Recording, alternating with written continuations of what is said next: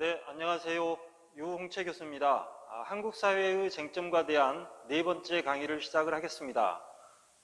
지난주에 우리가 민주주의의 발전에 대해서 세계사적인 관점으로 살펴봤는데요. 오늘은 우리나라에서 민주주의가 어떻게 발전해 왔는지, 어떻게 도입이 됐는지 이런 문제들을 좀 이야기를 해볼까 합니다. 이렇게 이제 역사적인 사건들을 계속해서 이야기를 하는 이유는 뭐냐면, 자, 첫 시간에 앞전 시간에 이야기했다시피, 한국 사회가 민주주의 사회이고, 민주주의 사회에서 발생하는 사회적 쟁점들이 어떻게 해결되어야 되는지, 그리고 민주주의적 관점에서 그 문제들을 바라봤을 때 우리가 접점을 찾을 수 있다는 관점이고요. 그래서 민주주의에 대한 의미를 확인하기 위해서 지난 시간에 민주주의 발전사에 대해서 그리고 국민들의 권리에 대해서 이야기를 했는데, 오늘은 보다 더 구체적으로 우리나라의 정치 발전이 어떻게 전개되어 왔는지에 대해서 이야기를 함으로써 현재 이루어지고 있는 우리 사회의 쟁점들을 살펴보고, 그 쟁점들의 원인이 얼마나 뿌리 깊고 상호 대립적인지에 대해서 이해할 수 있는 그런 시간이 될 수 있을 것 같습니다. 현재의 문제가 현재의 상황 얼마 되지 않은 이유로 갈등이 있다면 참 해결하기 쉽겠죠. 그런데 이게 굉장히 오래되고 서로 얽히고 설켜 있기 때문에 실제로 문제를 해결하기가 굉장히 어려운 상황이죠. 이를테면 현재 여당인 더불어민주당과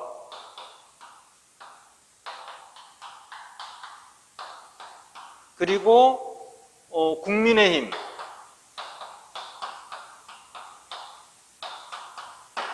이 두 여당과 야당이 굉장히 심각하게 대립을 하고 있고, 그 다음에 또 하나로서 세대적인 갈등으로서 산업화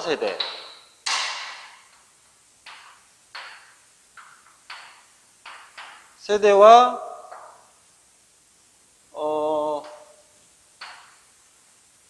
386 세대, 민주화 세대,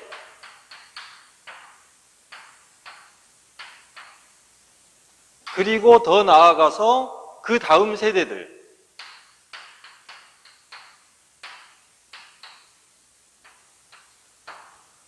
무척이나 서로 상호 간에 공감할 수 있는 지점들이 거의 없다고 봐도 과언이 아닐 것 같아요. 그래서 특히 이 세대 갈등이라고 하는 부분, 더 나아가서 조금 보다 더 구체적으로 이야기를 하면 색깔 논쟁,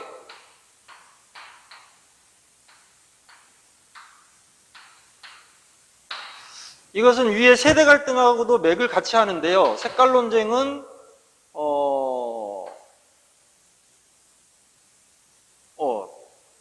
보통 우리가 이야기하는 빨갱이라는 이후에 종북이라고 하는 표현들로 굉장히 그 진보 세력들을 보수 세력들이 공격하는 중요한 표현들 중에 하나인 것이고요. 그 다음에 새로운 문제로서 남녀 문제,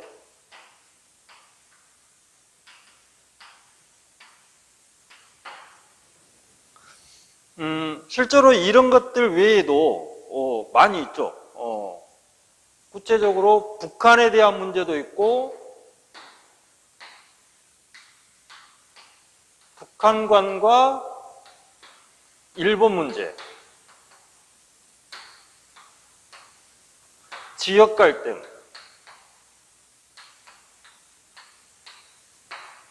자, 이렇게 간단하게 몇 가지만 나열을 했음에도 불구하고 이 갈등 관계에 있는 당사자들이 얼마나 심각하게 대립을 하고 있는지에 대해서 우리는 쉽게 알 수 있습니다. 그리고 심각한 문제라는 것도 느끼고 있고요.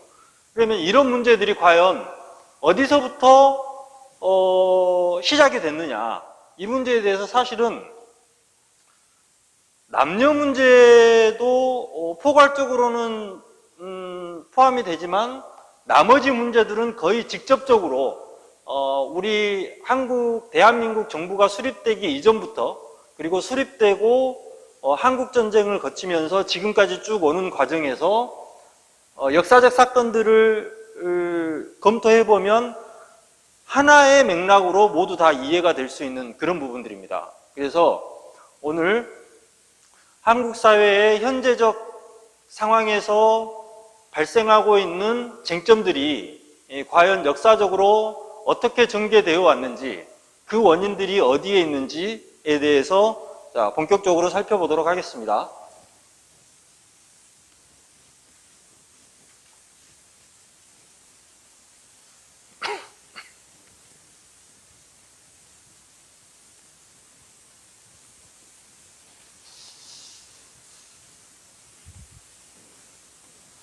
자, 과연 한국 사회의 현재 문제들은 어디서부터 검토를 하는 것이 가장 효과적이고 적절할 것인가, 어떤 과거까지 올라가는 것이 효과적일 것인가에 대해서 고민이 필요하죠. 우리가 조선시대, 고려시대 더 나아가서 고조선 시대 당군 할아버지까지 올라가는 사람들도 간혹 있지만 그것은 너무나 허구적인 사고에 빠지는 것이기 때문에 객관성이 떨어지죠. 그런데 실제로 우리나라의 갈등 구조의 시작은 구한말로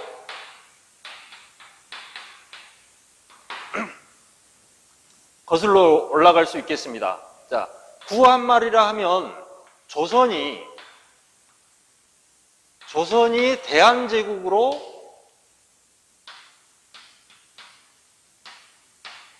국호를 바꾸고 이 대한제국이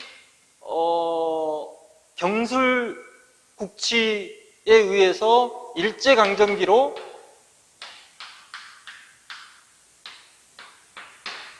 진입하는 이때까지를 구한말이라고 이야기를 하죠.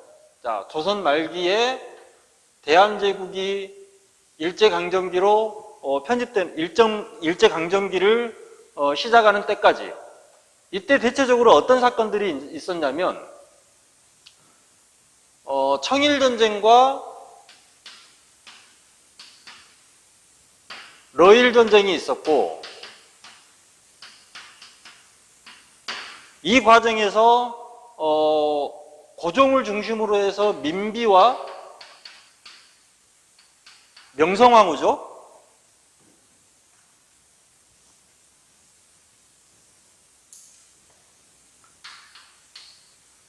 명성황후와 흥선대원군이 대립을 합니다. 그래서 흥선대원군 같은 경우는 쇄국정책을 쓰고, 명성황후 같은 경우는 새로운 문물을 받아들여서 개혁을 하자는 입장에 있었고, 러시아하고 조금 더 친밀한 관계가 있었죠. 그 이후에 명성황후가 죽고 흥선대원군이 쇄국정책을 계속해 나가면서 결국에 아관파천이라고 하는 고종황제가 상당 기간 동안 러시아 공관에 피신해 있었던 그런 상태까지 오면서 기본적으로 한국의 갈등 구조가 시작이 되는 거죠. 자, 전통을 지킬 것이냐,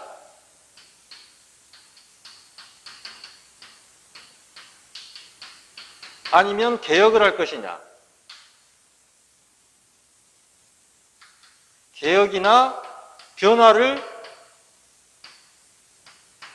가질 것이냐, 이런 문제들이 발생을 하는데, 이후에 이제 우리가 일제강점기로 들어가죠. 우리가 일제시대라고 이야기하는, 일제시대 때 어떤 문제가 발생을 하냐면, 일제시대 때 독립운동을 하게 되는데요. 자, 실질적으로 현재 갈등의 기본적인 시작을 일제시대의 독립운동가들의 분파로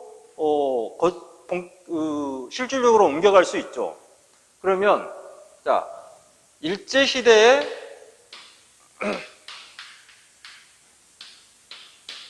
독립운동이 왜 현재의 갈등의 기본적인 시작이라고 이야기를 할 수 있겠느냐. 자, 독립운동이 이루어졌던 지역을 살펴보면요. 첫 번째, 당연히 한반도에서 독립운동이 있었죠. 그 다음에 일본에서 독립운동이 있었죠. 그 다음에 중국에서 있었고, 중국에서 가장 많이 있었고, 그 다음에 미국이 있었고, 러시아가 있었죠.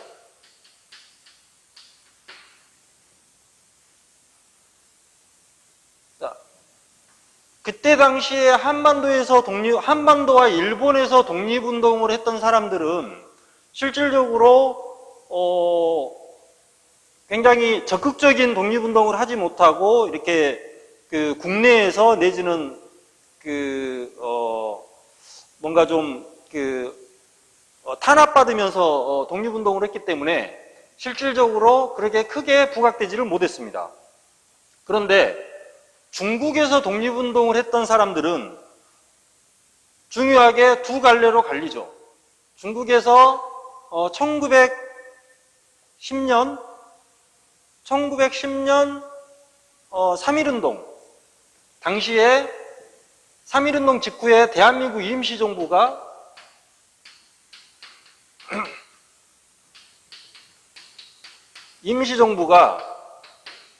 중국에서 수립이 됩니다.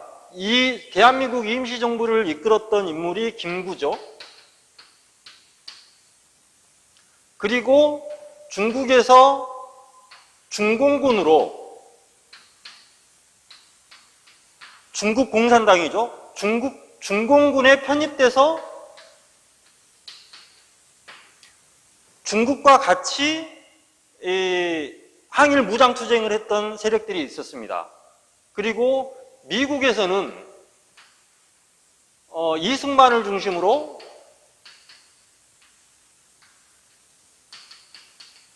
교포들이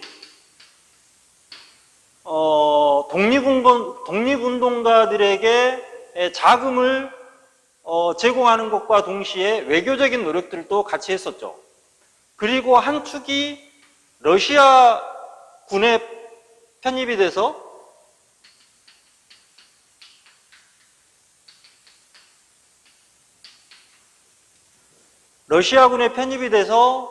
항일 무장투쟁을 했던 세력들이 있었습니다. 그러면 여기에서 우리가 이야기하는 소위 현재의 우파와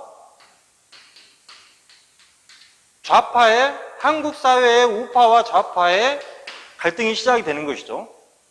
자, 자연스럽게 이 중국에서 중공군에 편입되어 있던 세력들과 러시아 군대에 편입되어 있던 세력들이 나중에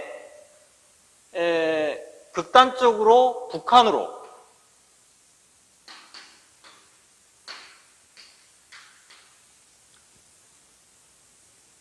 가게 되고, 그 다음에 대한민국 임시정부에 소속되어 있던 사람들이 대부분이 현재 좌파 세력의 시작이 되고, 그리고 이승만으로 중심으로 하는 미국 중심의 독립운동가 세력들이 현재의 우파 세력의 뿌리가 됩니다.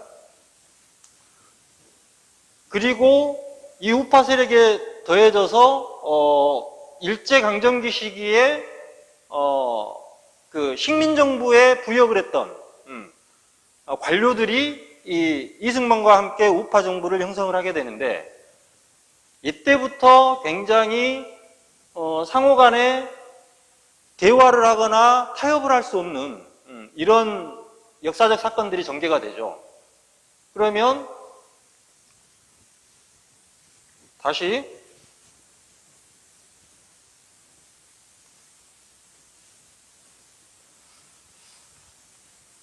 자, 자연스럽게 일제강점기 동안에 독립운동을 했던 사람들이 중국과 러시아에 가까웠던 사람들은 소위 이야기하는 사회주의적 입장을 많이 취했었고요. 그리고 일본과 일본 식민정부에 부역했던 사람들이나 미국에서 독립운동을 했던 사람들, 이승만 계열들 같은 경우는 자유주의적인 입장을 많이 취하게 됩니다. 그래서 독립과 동시에 어떤 현상이 일어나냐면,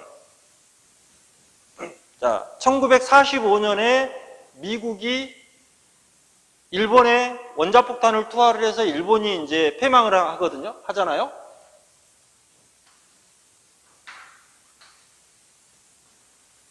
그러면서 1945년에 지금은 잘 쓰지 않는 표현이지만 38선이 형성이 됩니다. 38선이 형성이 되면서, 자, 러시아의 힘을 입은 김일성이 북쪽에서 러시아 군대와 함께 들어오고, 그리고 미군이 한국에 들어와 가지고 소련의 군정, 소련 군대의 지배하에 있는 소군정의 시기가 있고, 한국 같은 경우는 미국 군대의 지배를 받는 미군정의 시기가 있죠.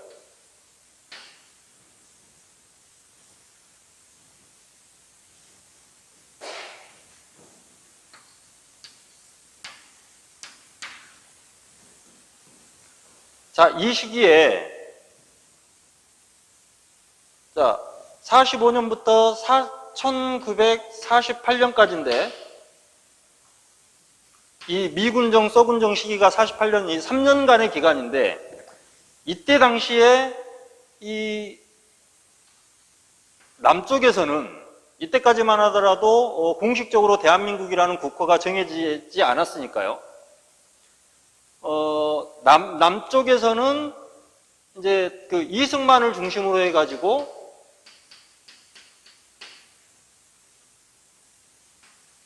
뭐 여운형이랄지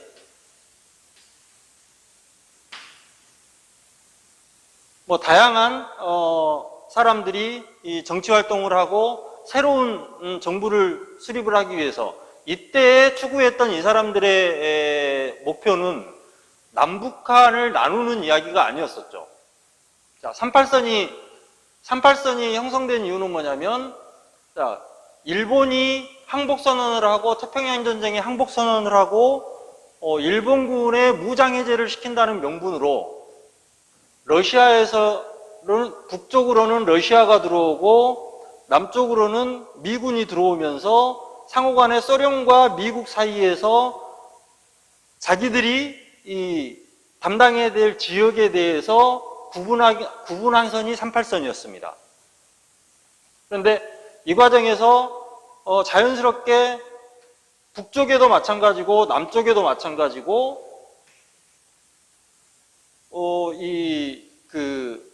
소위 이야기하는 좌파와 우파가 같이 섞여 있었죠.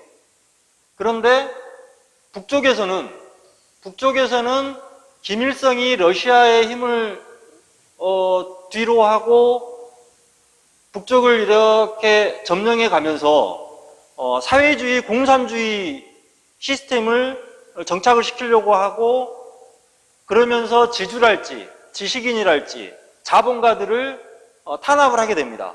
그래서 이때 당시에 북한에 살던 지주와 지식인과 우파적인 성향을, 자유주의적인 성향을 가진 사람들이 남쪽으로 내려오죠. 거의 대부분 내려옵니다. 숙청이 되거나 내려오거나. 그래서 이 사람들이 한국 사회의 중요한 우파가 되는 거죠.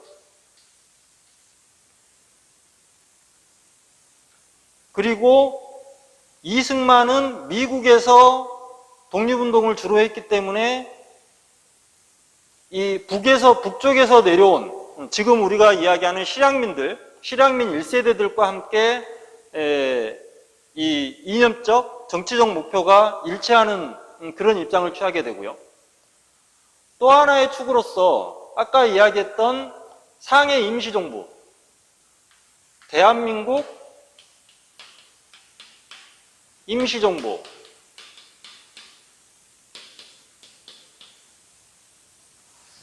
우리가 정상적으로 한다면 다른 나라로부터 침략을 받아서 힘이 약하기 때문에 그 영토 안에서 그 투쟁을 못하고 외부에 나가서 국민적 지지를 받아서 임시정부가 생겼다면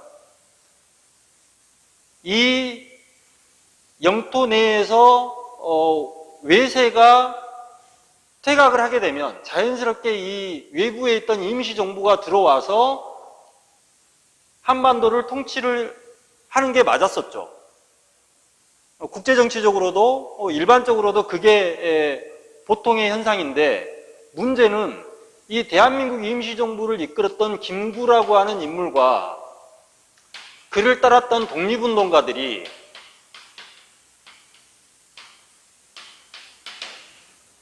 (1945년에) 해방을 하고 서울로 들어옵니다. 서울로 들어오는데 그때 당시에 이 미군이 대한민국 임시정부를 인정하지 않습니다. 인정하지 않고 대한민국 임시정부에 소속되어 있었던 김구와 그 외에 함께했던 독립운동가들이 서울로 들어오기 위해서는 이 조직적인 차원이 아니라 개인 자격으로 들어와야만 허용할 수 있다라고 선포를 합니다. 그래서 어쩔 수 없이 김구와 이 대한민국 임시정부에 소속되어 있던 독립운동가들이 개인적인 신분으로 서울로 들어오게 되죠.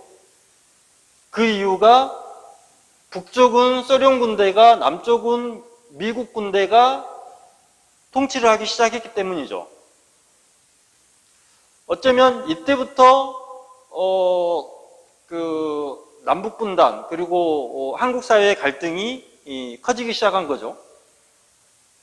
그래서 이제 너무 길어지니까 좀 이 정도 요약을 하고, 북한 이야기는, 북한과의 갈등에 대해서는 이렇게 시작이 됐다. 그러면 남한 내에서 갈등이 어떻게 전개가 되느냐, 자, 살펴보죠.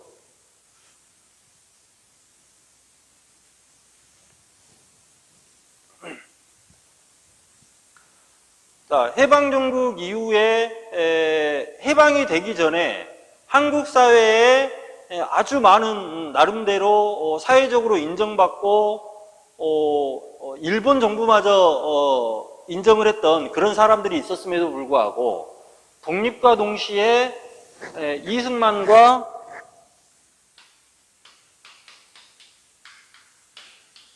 김구라고 하는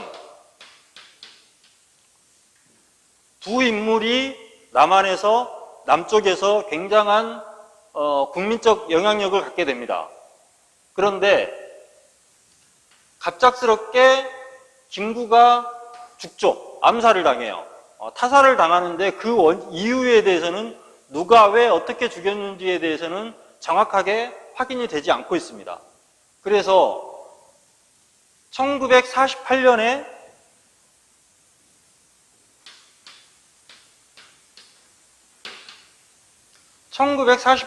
이승만이 대한민국 초대 대통령으로 당선이 되죠. 대한민국 초대 대통령으로 당선이 되면서 첫 번째 가장 중요하게 내걸었던 공약이 일제청산이었고,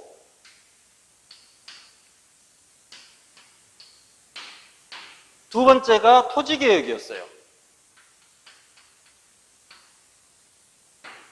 자, 일제강점기를 끝내고 해방이 왔으니 일제를 청산하는 것은 당연한 일이고, 토지개혁이라 하면 그때 당시에 일제강점기 이전에 이 수많은 그 지주들이 일본에게 땅을 빼앗겼고, 그 땅의 주인이 35년이라고 하는 기간 동안, 36년이라고 하는 기간 동안에 모호해졌기 때문에 거의 국유지가 되다시피 했고, 그 다음에 일제강점기 동안에 보통의 국민들을 핍박을 하고 일제에 부여가면서 부당하게 땅을 취득한 사람들의 그 재산을 몰수해서 농민들에게 나눠주는, 이런 목적으로 토지개혁을 크게 약속을 합니다. 그런데 둘 다 실질적으로 실패를 하게 돼요. 실패를 하면서, 자, 일제청산은 정부를 운영을 해야 되는데 정부에서 소위 이야기하는 공무원 경력이 있는 사람들이 없었기 때문에 그때 당시에 일제시대에 공무원들을 그대로 유지를 시킵니다. 분명히 일제청산이라는 공약을 걸었을 때에는 이 일제시대의 공무원들을 다 교체하는 것이 목적이었을 텐데 중간에 입장이 바뀌죠. 그 다음에 토지개혁에 대해서도 기존의 지주들, 일제시대의 지주 권리를 상당 부분 인정을 해줍니다. 그러다 보니까 자연스럽게 반발이 생겨나기 시작을 하죠. 그래서 이 친일청산과 그 토지개혁 완성을 위해서 반발하는 세력들을 이승만과 일제시대에 공무원을 했던 사람들이 어떻게 공격을 하냐면 공산주의자라고 공격을 합니다.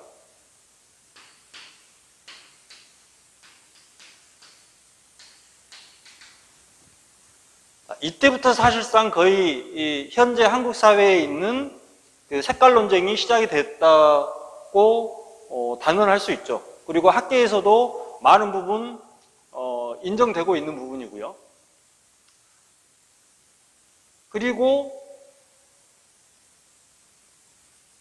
공산주의자라고 낙인을 찍어서 이 친일청산과 토지개혁을 주장하는 사람들, 그리고 이 사람들이 상당 부분 독립운동가들이 많았는데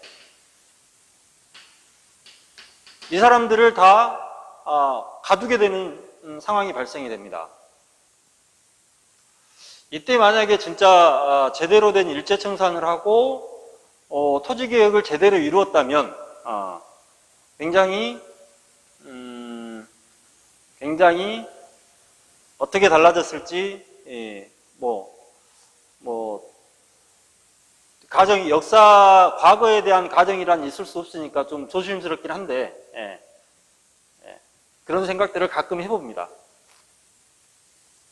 자, 그러면 이 일제시대가 끝나고 이승만이 1948년에 대통령이 되고 일제청산을 정확하게 하지 않고 일제에 부역했던 사람들을 같이 정부에 소속시키면서 포함시키면서 발생됐던 이 상황에서 자연스럽게가 아니라 대단히 안타깝게도 한국전쟁이 발발을 하죠.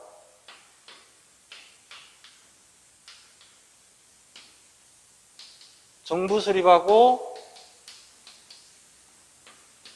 1950년에 한국전쟁이 발발을 하죠. 자, 우리가 흔히 이야기하는 6.25 전쟁이죠. 자, 아까 말씀드렸어요.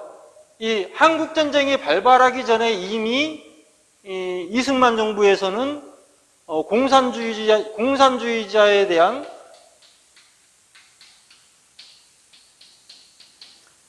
공격을 시작을 했고 6.25 전쟁이 일어나면서 대한민국에서는 이 공산주의에 대한 혐오와 두려움이 극에 달하게 되죠. 극에 달하면서 또 다른 심각한 갈등 문제, 여기에는 색깔 논쟁이 있고 그 다음에 자연스럽게 남북관계가 규정되는 이런 사건이죠. 한국전쟁은. 잠시만요.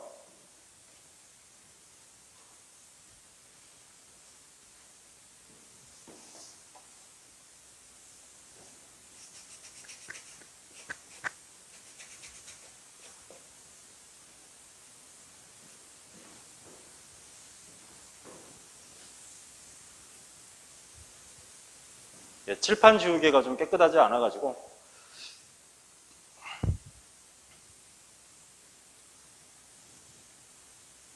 자, 어차피 역사 이야기는 대부분 여러분들이 아는 이야기니까 우리가 빠르게 짚어서 가보자고요.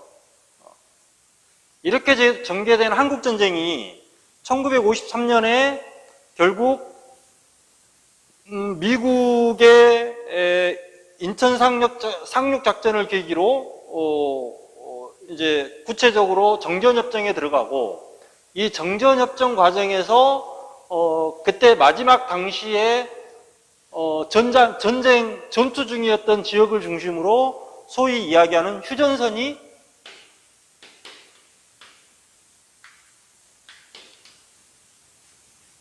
만들어지고, 그 휴전선을 중심으로 양쪽으로 2km씩 DMZ가 만들어지죠.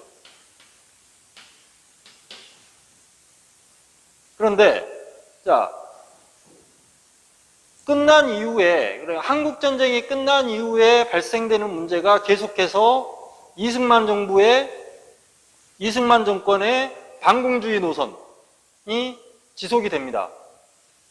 그리고 3.15 부정선거가 일어나면서 이승만 대통령이 하야를 하게 되고 장면정부가 들어서죠. 우리 소위 이야기하는 제2공화국이라고 하는 장면정부가 들어서는데, 그 짧은 기간 동안에 1960년대에 3.15 부정선거가 있고, 여기에 대해서 4.19 혁명이 일어나게 되고, 4.19 혁명으로 제2공화국이 탄생을 하는데, 문제는 이 제2공화국 내에서 다양한 한국 사회의 발전과 민주주의 발전 방향에 대해서 논의되고 있는 과정에서 박정희 그때 당시에 장군이 5.16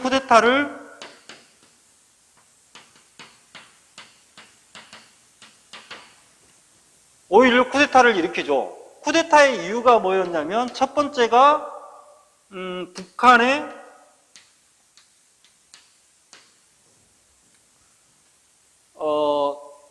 위협이었습니다. 북한이 다시 언제든지 남한을 침략할 수 있는데, 제2공화국에서 논의되고 있는 것들이 국력을 약하게 하고 국론을 분열시키면서 북한이 다시 남침할 수 있는 계기를 만들 수 있다. 그래서 국가를 지키고 국가를 발전시키기 위해서 부득이하게 쿠데타를 할 수밖에 없었다. 대신에 사회가 안정이 되면 다시 민간 정치인들에게 권력을 이양을 하겠다라고는 명분으로 쿠데타를 하게 되죠. 그런데 그렇지 않죠. 박정희가 계속해서 권력을 유지합니다. 그러면서 박정희가 했던 가장 큰 키워드 중에 하나가 경제발전과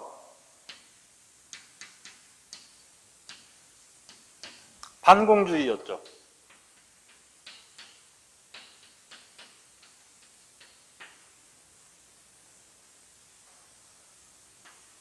자, 여전히 이승만 정부에서부터 시작을 해서 박정희 정부에 이르기까지 반공이라고 하는 키워드는 계속해서 나옵니다. 물론 그 이승만 정부 때도 이 경제발전이라고 하는 것은 중요한 화두이긴 했지만, 너무나 그 사회적 기반이 약했기 때문에 이렇게 경제발전이라고 이야기할 만큼 그런 규모가 아니었던 것이죠. 그런데 이 경제발전을 위해서 박정희 정부가 했던 것이 한일 협정입니다.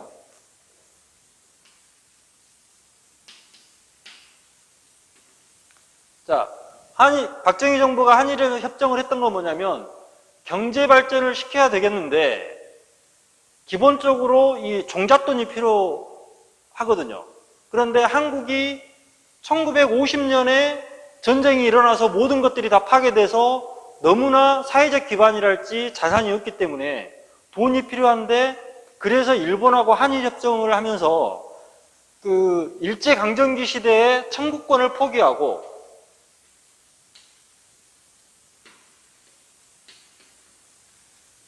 일본으로부터 그 차관을 받고 그 다음에 이 무상 지원을 받는 그때 당시만 하더라도 뭐 지금 따져보면 그게 상당한 금액이었을 수도 있고 일제강점기 동안에 우리가 일본으로부터 탄압받고 수탈받았던 것들을 다 계산하면 적은 금액일 수도 있었지만 궁여 지책 끝에 이 한일 협정을 통해서 일본으로부터 금전적 지원을 받죠.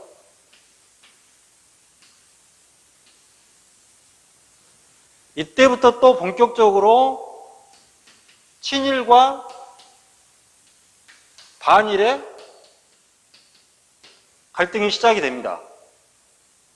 그때 당시에 1963년?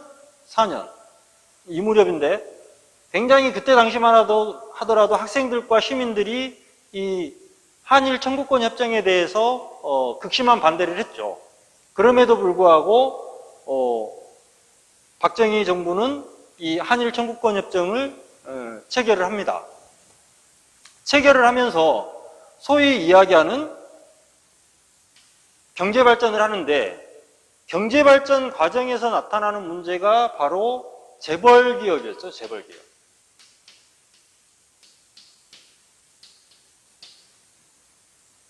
자, 지금 한국 사회의 재벌기업이 삼성, 현대, 그다음에 LG, SK 이런 기업들이 있잖아요. 그런데 지금 삼성의 로고가 그렇게 생겼지만 예전에는 이렇게 생겼었죠. 별 3개의 삼성. 현대는 거의 그대로이고 LG는 지금 LG라고 쓰지만 예전에는 금성이었죠. 금성. 많이 들어보셨을 거예요. 금성사. SK는 선경이라고 했어요.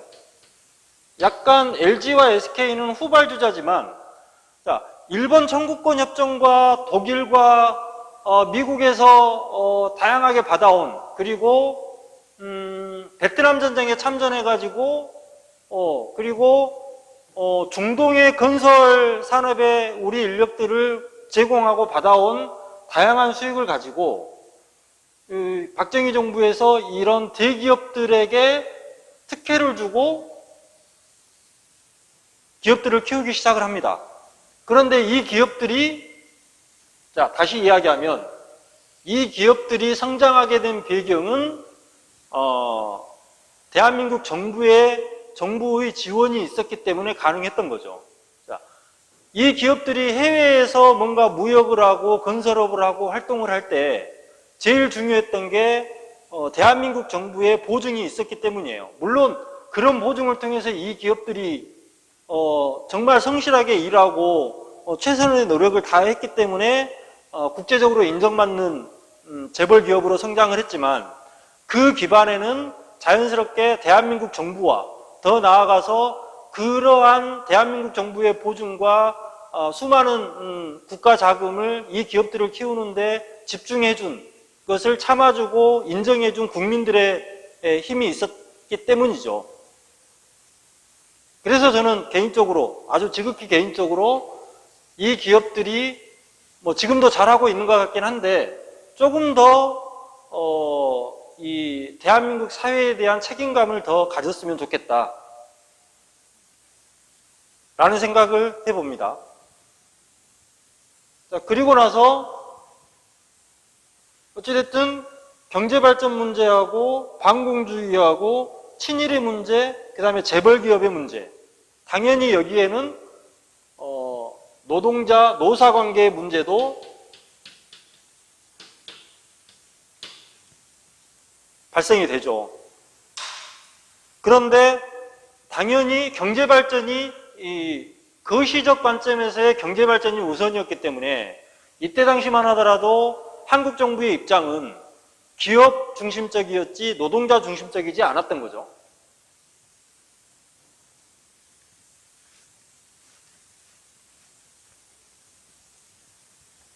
뭐 그 과정에서 뭐 다양한 사건들이 있습니다. 뭐 이렇게 박정희 대통령이 처음에 제3공화국을 만들면서 제3공화국 헌법을 만들면서 굉장히 민주적인 헌법을 만들어서 열심히 하려고 하다가 1972년에 유신헌법이라고 하는 사상 초유의 독재헌법을 만들어서 영구 집권하려고 하는 계획도 세운 사건들이 있고요.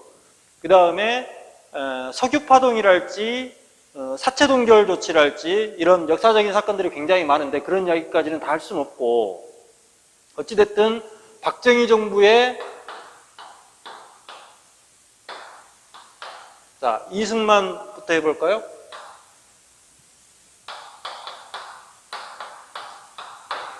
이승만 박정희 정부의 기본적인 구조는 반공주의와 좀 구분을 해야겠네요.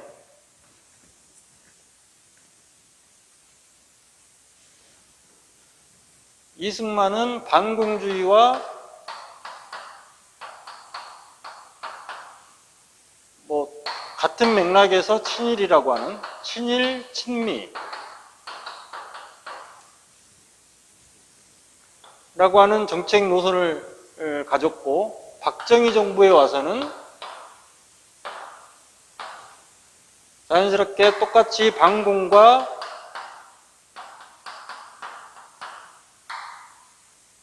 친일과 재벌, 경제발전이라고 하는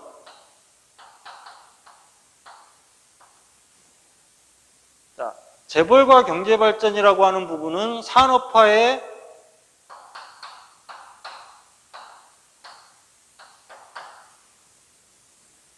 산업화라고 이야기를 할 수 있고, 자, 이승만 정부 당시에 살았던, 주로 활동을 했던 분들은 사실, 지금 현재적으로 보면 굉장히 고령이거나 대부분이 돌아가셨죠. 이때가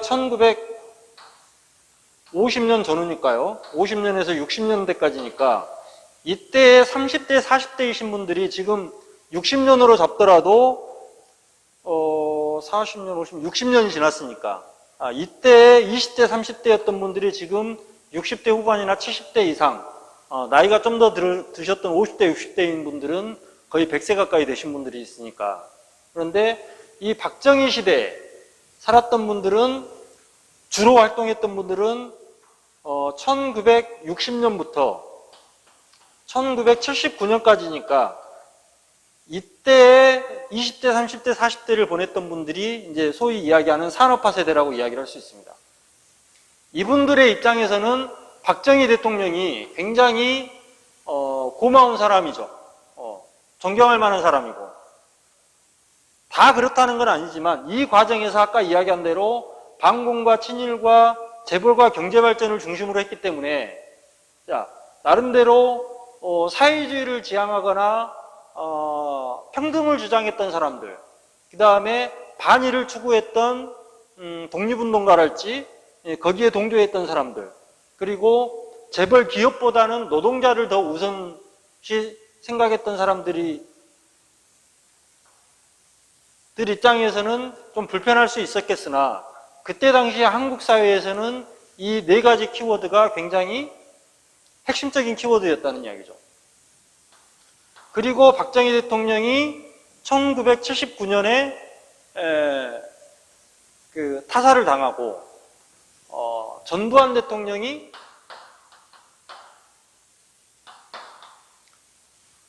집권을 하게 되죠. 이때도 역시 반공주의와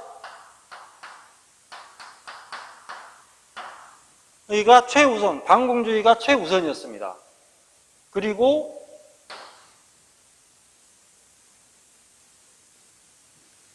국제화,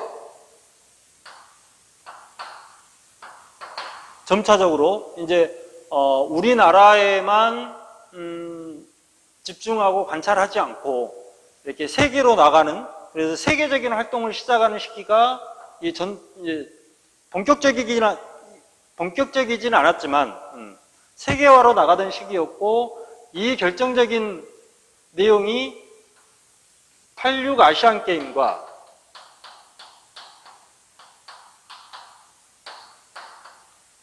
88 올림픽 유치로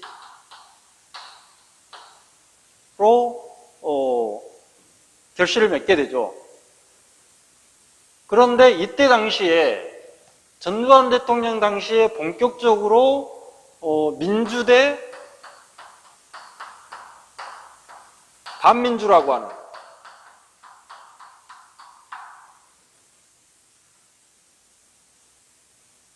갈등이 본격화되면서 지금 이야기하는 소위 386 세대가 등장합니다. 이때 당시에 대학생들, 이 386 세대들이 이 이전에 박정희 시대의 산업화 세대들과 지금까지도 극렬하게 대립을 하고 있는 것이죠.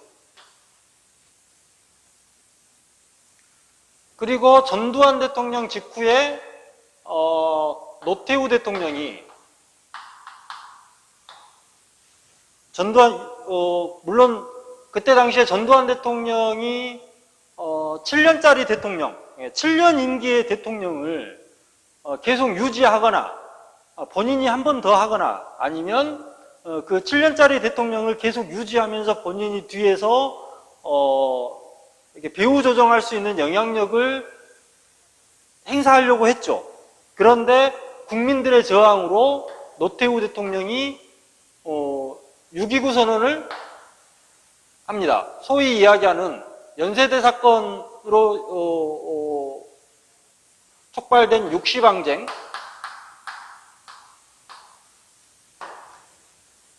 육시방쟁을 통해서 6.29 선언을 하게 되고 6.29 선언은 뭐냐면 대통령 직선제를 하겠다.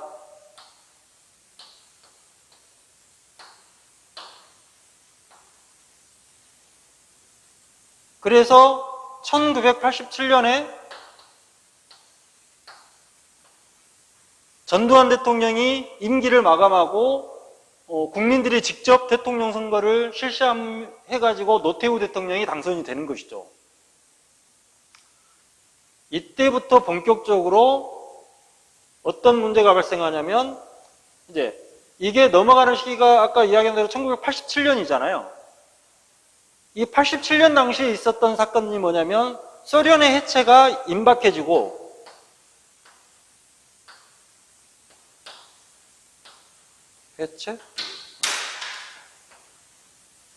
소련의 해체가 임박해지고 북방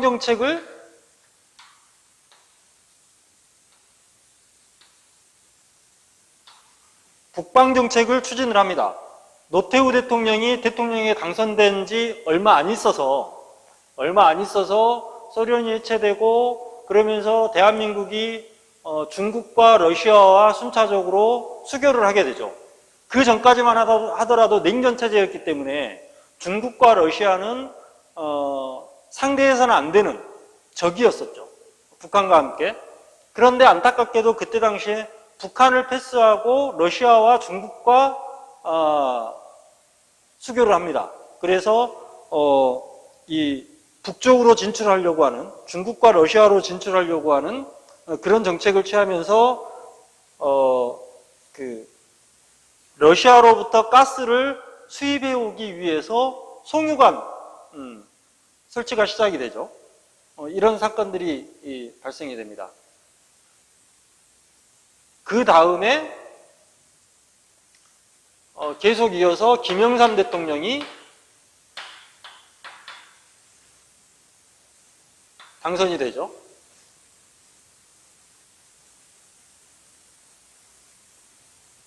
자, 지면이 좀 부족하니까 동영상이라 참 다행이에요. 이 부분에 대해서 다시 한번 리마인드 하고 싶으시면 동영상을 돌려서 보시면 되고요. 지우고 다시 김영삼 대통령부터 시작을 할게요.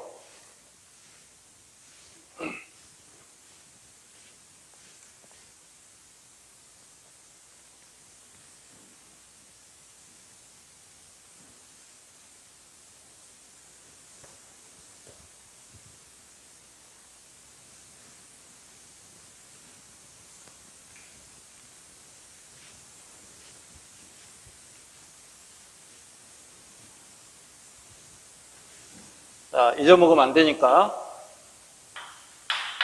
이승만, 박정희, 전두환,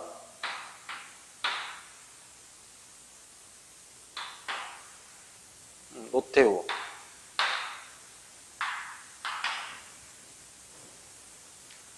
그리고 김영삼, 김대중, 노무현, 이명박, 박근혜, 문재인 대통령까지 계속해서 정권이 이어져 오죠. 자, 김영삼 대통령 시기에 핵심적으로 했던 정책이 뭐냐면, 자, 첫 번째가 하나회 해체였습니다. 자, 하나회라고 하는 것은, 자, 전두환 정부 시절에 전두환을 중심으로 했던 육사 출신 군인들의 어떤 동호회적 성격이었는데, 그 하나회가 중심이 돼서 박정희 대통령이 타살된 이후에 12.12 쿠데타를 일으켜서 정권을 잡는 계기가 되죠. 그리고 전두환 대통령 시기 내내 그 하나회가 정치적으로 헤게모니를 장악하고 권력을 행사를 합니다. 그러면서 굉장히 많은 그 부정부패가 일어나죠. 여기에 대해서 김영삼 대통령이 하나회를 해체했다는 이야기는 뭐냐면, 전두환 대통령과 노태우 대통령을 구속시킵니다. 소위 이야기하는 과거청산입니다. 이 과거청산의 의미는 결국은 박정희, 전두환, 노태우까지 포함하는 이 시기에 군부 중심의 정치를 해체를 하고 이제 민간 중심의 정치로 전환하는 그런 역할을 하게 되죠. 그 다음에 또 했던 것이 금융실명제라고 하는,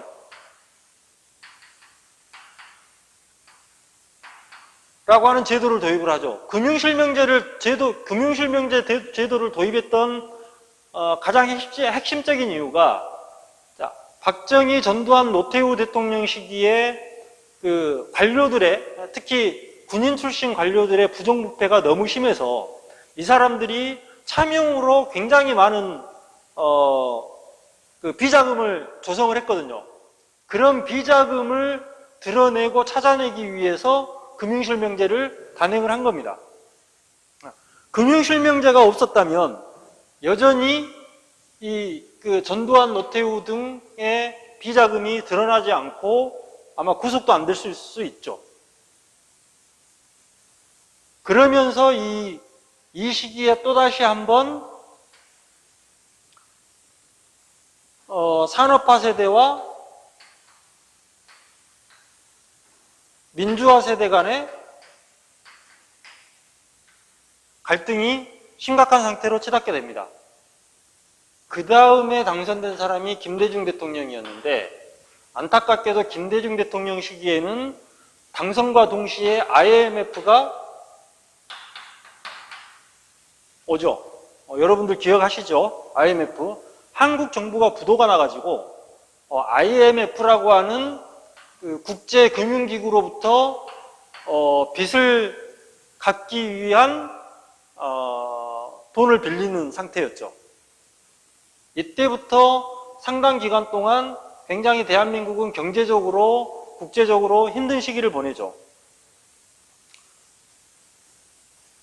그러면서 김대중 대통령이 했던 중요한 역할 중에 하나가 뭐냐면, 과거에, 자, 김영삼 대통령 때도 약간 시작은 됐지만, 과거에 민주화 운동을 하고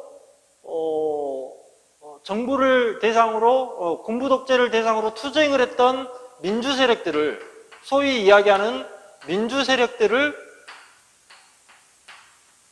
영입을 합니다.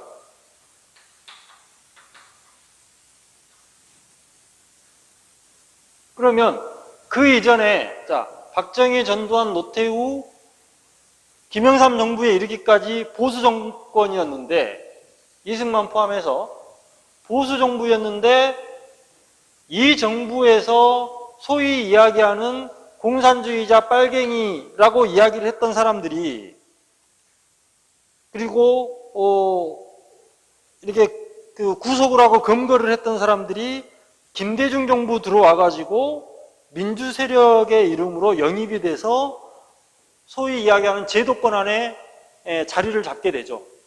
그러면서 자연스럽게 과거에 대한 청산이 또 들어가게 됩니다. 그리고 이때 당시에 중요하게 발생했던 사건이 하나가 남북 정상회담이죠.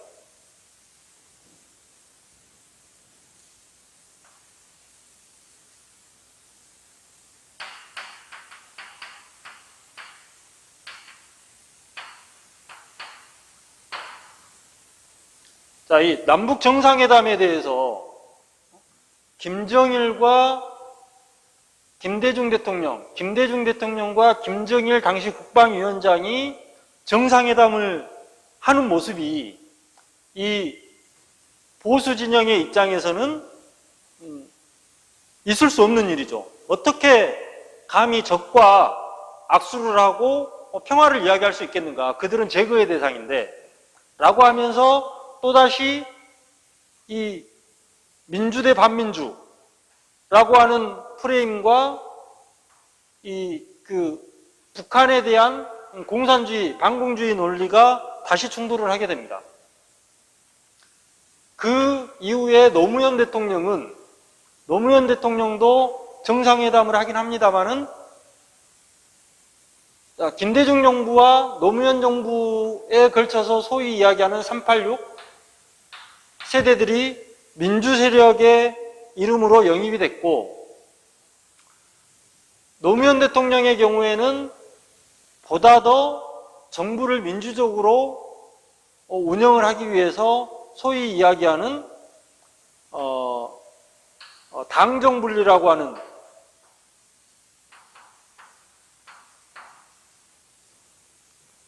정책을 추진을 하죠. 당정분리라고 하는 것은 뭐냐면 그 이전까지는 대통령이 정부도 관할하고 본인이 소속돼 있던 당의 총재까지 했어요.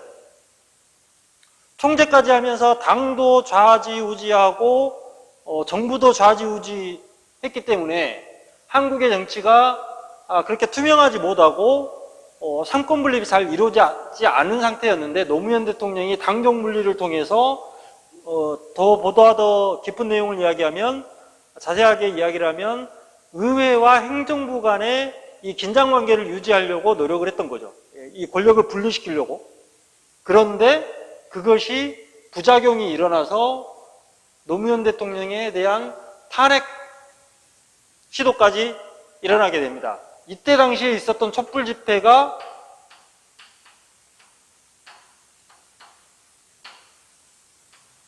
한국 사회의 촛불 집회의 시작이었다라고 볼 수 있겠죠. 그래서 이 김대중 정부와 노무현 정부 이 시기를 이 보수 정부, 앞쪽의 보수적인 세력들이 이때 당시에 사라진 게 아니잖아요. 이렇게 돌아와서 이명박 정부가 들어서면서 이 시기를 잃어버린 10년이라고 이야기합니다. 본인들의 입장에서.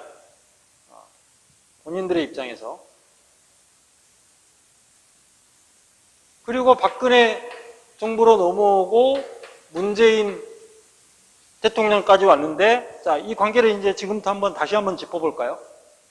자, 박근혜 대통령은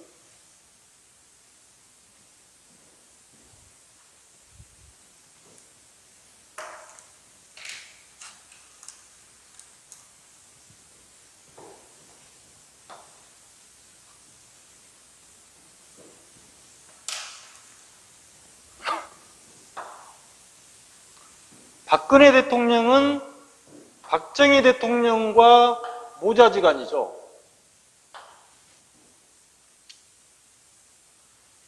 노무현 대통령은 김영삼 대통령이 정치에 입문시켰던 사람이에요. 김대중 대통령은 박정희 대통령 시기에 김영삼 대통령과 함께 박정희에 맞서서 민주화 투쟁을 했던 사람이고, 이명박 대통령은 이때 잘 아시죠? 이명박 대통령은 현대건설에 근무를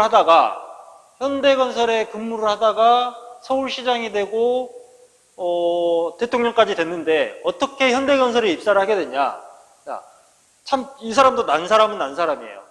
대학을 졸업을 하고 취직을 하려고 하는데 그때 당시에는 이제 누구나 그 데모를 했으니까 아까 이야기했던 한일 청구권 협정 시기에 데모를 했다는 이유로 취직이 안 됐대요. 그런데 이명박 대통령이 박정희 대통령을 찾아가서 청와대까지 찾아가서 당연히 경비원들이 차단을 했겠죠. 그런데 우연히 그 옆을 지나가던 박정희 대통령이 뭐야? 라고 물어봐서 사정을 들어보니 이래저래 해서 젊었을 때 행적이 대학을 졸업하고 취직하려고 하는데 그 영향을 미쳐서 취직을 못한다라는 하소연을 하니까 박정희 대통령이 현대건설에 입사를 시켜준 거죠. 문재인 대통령은 노무현 대통령의 친구이자 이 과거 김영삼, 김대중 대통령, 박정희 대통령, 노태우, 박정희까지는 안 가겠지만 노태우, 전두환 시절에 인권 변호사 활동을 했던 사람입니다. 결국은 이승만 정부 시기에 살았던 사람들은 대부분 아주 고령이거나 영향력이 없어지거나 돌아가신 분들이 많지만 실질적으로 박정희, 조금 더 크게 쓸게요.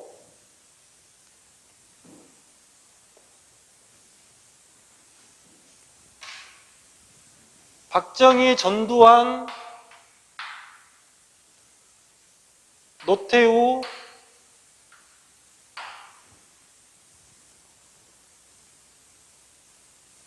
박정희, 전두환, 노태우, 김영삼, 김대중, 노무현, 이명박, 박근혜, 문재인으로 이어지는 이 라인이 결국에는 상호간에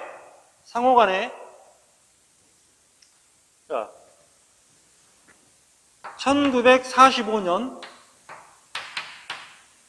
1948년, 1950년, 1960년 이후에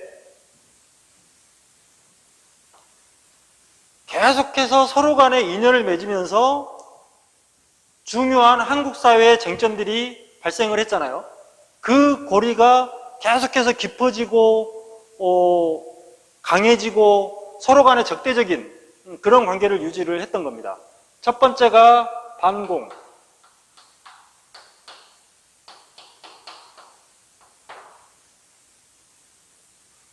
두 번째가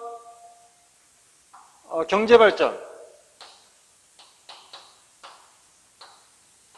여기는 노사 문제, 재벌 문제,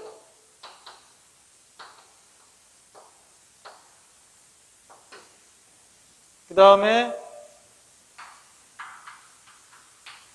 민주주의 문제.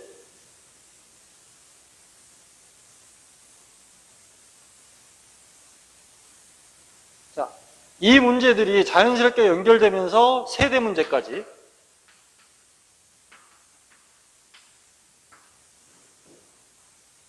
자, 결국은 박정희 시대에 만들어졌던 민주공화당이라고 하는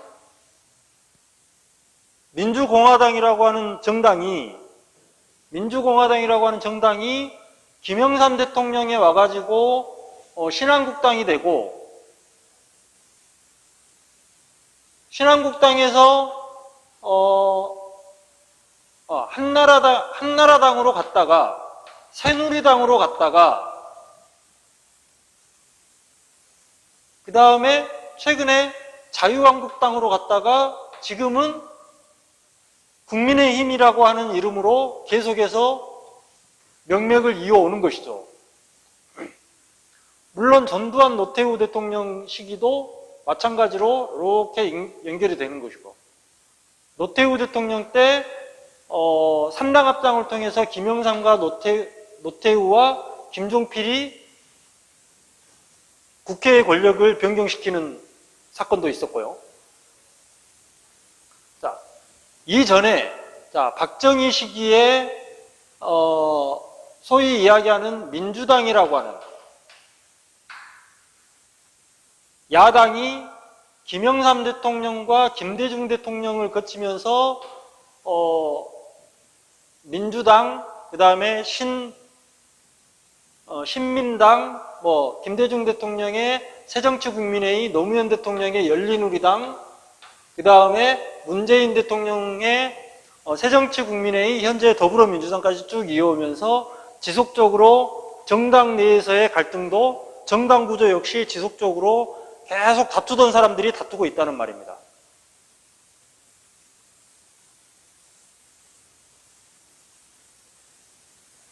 자, 김영삼 정부가 1992년에 들어왔고, 노태우 정부가 1987년에 당선이 됐고, 소위 이야기하는 386이라고 하는 세대들이 1980년대 학번이거든요. 그러니까 전두환 대통령 말기 때부터 민주화를 이야기해서 싸웠던 사람들이 현재 386을 형성을 하고 있고, 이 사람들이 현재 더불어민주당의 주축을 이루고 있고, 이때 당시에 박정희, 김영삼 대통령을 이루면서, 김영삼 대통령이 영입했던 사람이 아까 노무현이라고 했죠. 노무현 외에도 지금 제주도지사를 하고 있는 원희룡, 그 다음에 경기도지사를 했던 남경필, 그 다음에 20대 국회까지 국회의원을 했던 정병국, 이런 사람들이 여전히 정치를 하면서 보수 세력에, 그 사람들의 대북격인 김무성, 최경환, 최경환이랄지 블랙리스트로 유명한 그 누구죠?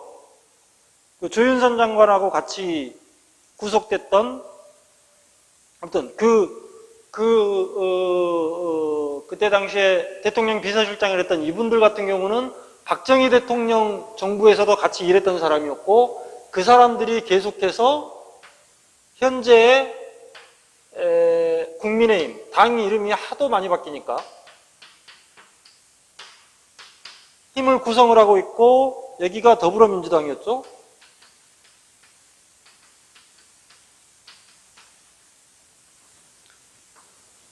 보신 바와 같이 한국 사회의 기본적으로 정당 정치의 갈등도 결국은 박정희 시대부터 시작이 돼서 인물들이 크게 바뀌지 않고 계속해서 국민의힘에까지 이어오면서 시작되고, 더불어민주당 역시 박정희 정부 말기부터 전두환 노태우를 거쳐서 현재에 이르기까지 소위 이야기하는 386 내지는 그 선배들인 민주화 세력들, 제야 세력들이 힘을 주면서 더불어민주당을 구성을 하고 있고, 계속해서 이 시기 동안에 갈등이 한 번도 해결되거나 해소되거나 사라진 적이 없다. 지속적인 갈등 관계였다. 거의 70년 가까이를 상호간의 진영으로 나뉘어가지고 갈등을 하고 있었는데, 이 문제가 어떻게 간단하게 해결이 될 수 있겠는가라는 문제의식을 가지고 있죠. 그런데 문제를 해결해야 되죠. 이 문제에 대해서 국내적인 갈등, 국내적인 정치 갈등만을 가지고 이야기했어도 이렇게 복잡한데, 북한 문제까지 결부시켜서 이야기를 하게 되면 더없이 복잡하고 많은 이야기들을 해야 됩니다.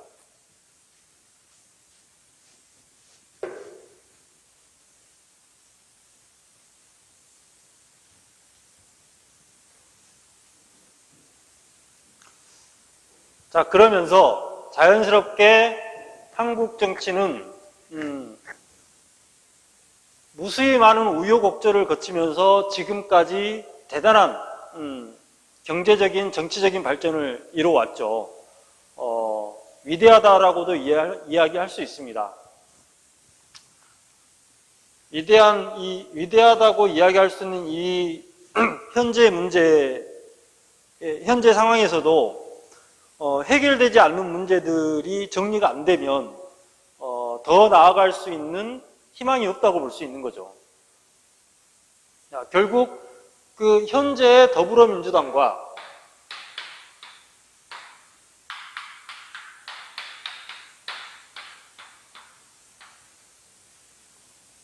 국민의힘이라고 하는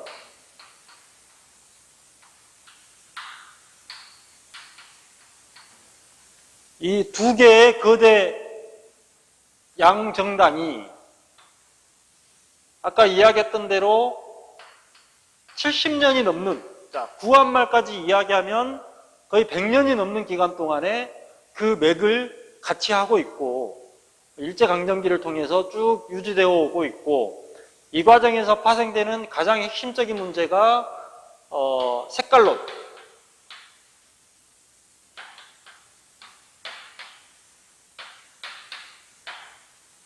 그 다음에 산업화. 자, 산업화의 정당성, 당위성, 이런 논쟁이 있는 거죠.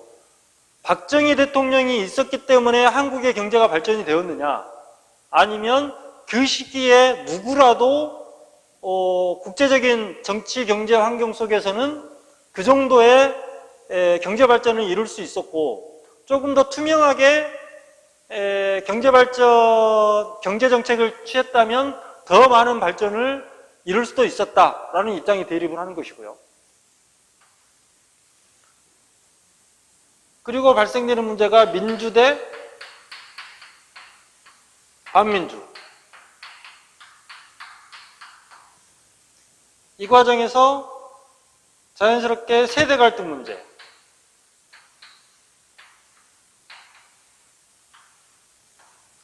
이 색깔론은 남남 갈등 문제도 있지만 대북 문제도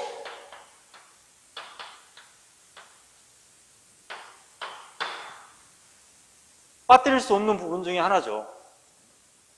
어쩔 수 없이 이 색깔론이라고 하는 것은 북한과의 연계성을 이야기하지 않을 수 없으니까요. 그 다음에 이 산업화의 당위성과 관련해서 재벌 문제, 그리고 노사 문제,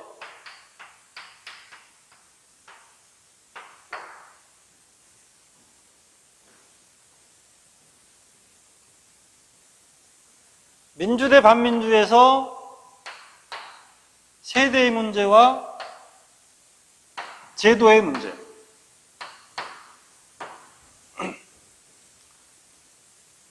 이 전체적인 한국 사회의 갈등 속에서 자연스럽게 형성되는 세대 갈등 문제.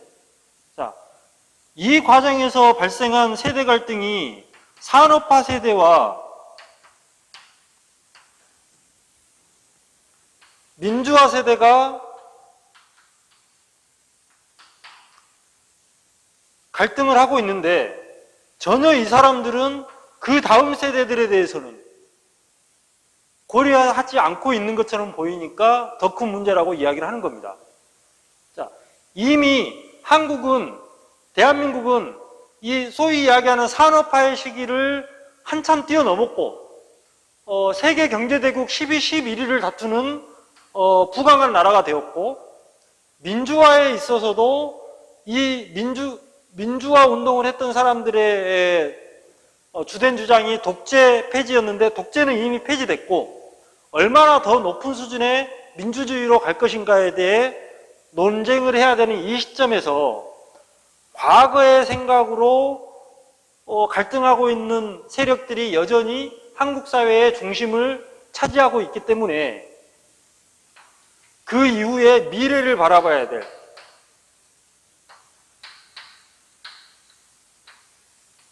미래지향적 세대들이 소외되고 있는 것이 문제라는 말이죠.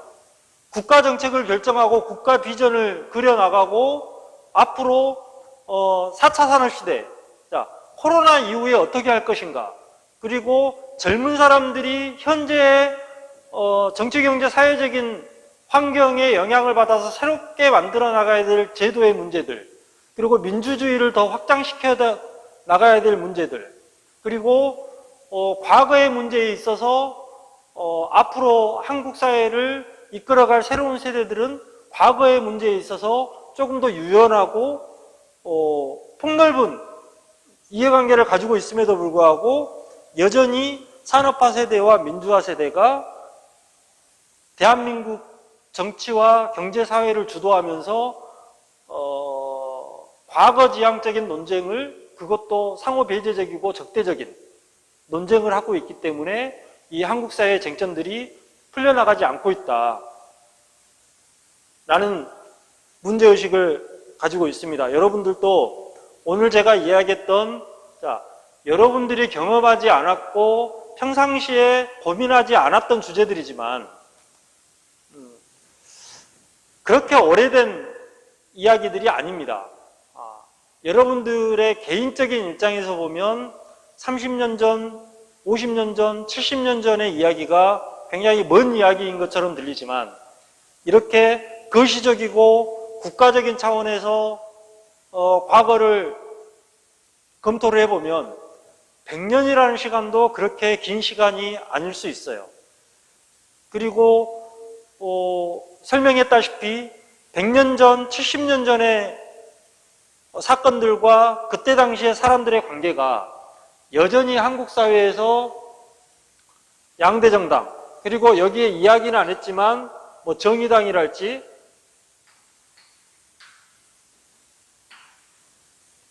그 외에 제야 세력이랄지 시민사회랄지